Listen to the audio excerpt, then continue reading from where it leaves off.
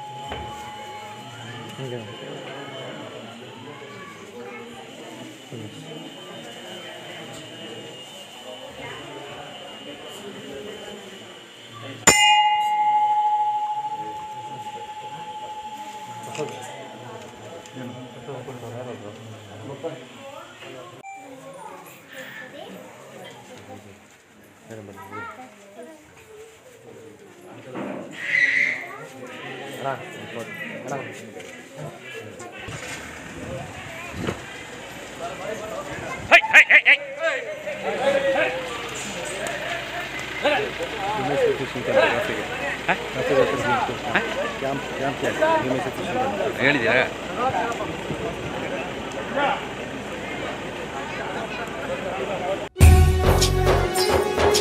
ನಿಮ್ಮ ಮೆಚ್ಚಿನ ನಮ್ಮ ತುಮಕೂರು ಮಾಧ್ಯಮ 1 ವರ್ಷ ಪೂರೈಸಿದ ಈ ಸಂದರ್ಭದಲ್ಲಿ ನಮ್ಮ ತುಮಕೂರು ಮಾಧ್ಯಮ ನಿಮಗೆ ಧನ್ಯವಾದಗಳನ್ನ ತಿಳಿಸುತ್ತದೆ ಮತ್ತು ನಿಮ್ಮ ಪ್ರೀತಿಗೆ ಸದಾ ಚಿರಋಣಿಯಾಗಿರುತ್ತದೆ. ನೀವು ನಮ್ಮ ಮೇಲೆ ಇಟ್ಟ ನಂಬಿಕೆಯನ್ನು ಉಳಿಸುವ ಪ್ರಾಮಾಣಿಕ ಪ್ರಯತ್ನವನ್ನ ನಮ್ಮ ತಂಡ ಖಂಡಿತವಾಗಿಯೂ ಮಾಡುತ್ತದೆ. ಗೆಲುವಿನ ಹಾದಿಯಲ್ಲಿ ಸದಾ ನಮ್ಮ ಜೊತೆಯಾಗಿರಿ. ನಮ್ಮ ಚಾನೆಲ್ ಅನ್ನು ಸಬ್ಸ್ಕ್ರೈಬ್ ಮಾಡಿ. ಸುದ್ದಿ ಅನ್ನೋದು ಬರೀ ಕಥೆಯಾಗದೆ ನಮ್ದ ಜೀವ ಗಾಳಿಗೆ ಬೆಳಕಾಗಿದೆ, ಗೆಲುವಿನ ಹಾದಿಯಲ್ಲಿ ನಗು ಮೂಡಿದೆ.